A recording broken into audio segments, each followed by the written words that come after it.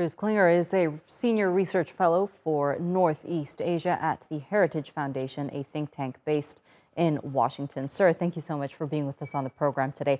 Now, what do you make of this missile launch? Did North Korea launch this missile just to merely flex its muscles, or is there a different motive behind this launch? Well, experts and government officials seem to always debate why did North Korea do something and why did they do it now? But really, the what is more important than the why or the when.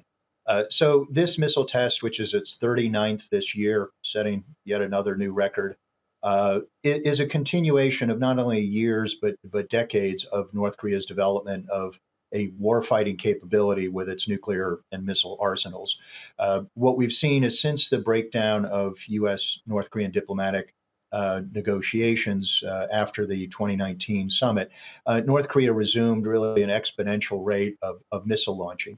And in doing so, they've developed and demonstrated at least a dozen new short and medium range systems that can target South Korea and Japan.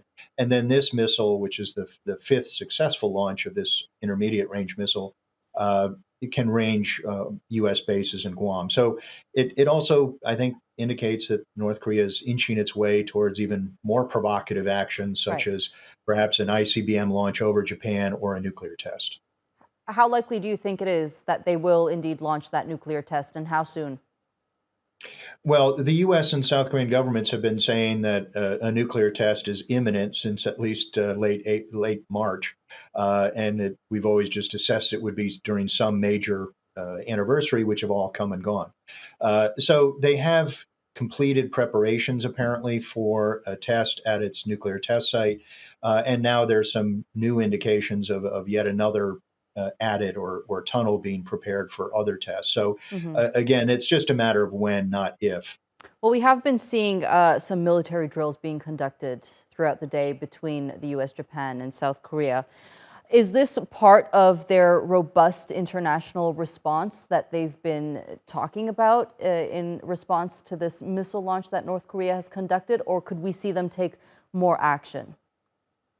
The U.S. and South Korea, the leaders agreed that they would take robust steps after a seventh nuclear test.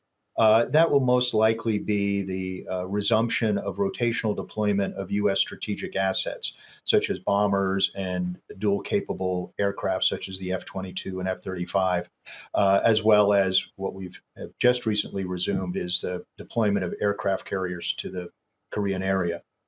Those rotational deployments were canceled in 2018, but would likely resume after a nuclear test. So it's not so much an effort to prevent North Korea from doing its seventh or even eighth nuclear test, but more a signal of deterrence to North Korea as well as reassurance to our allies that the U.S. will maintain its extended deterrence guarantee.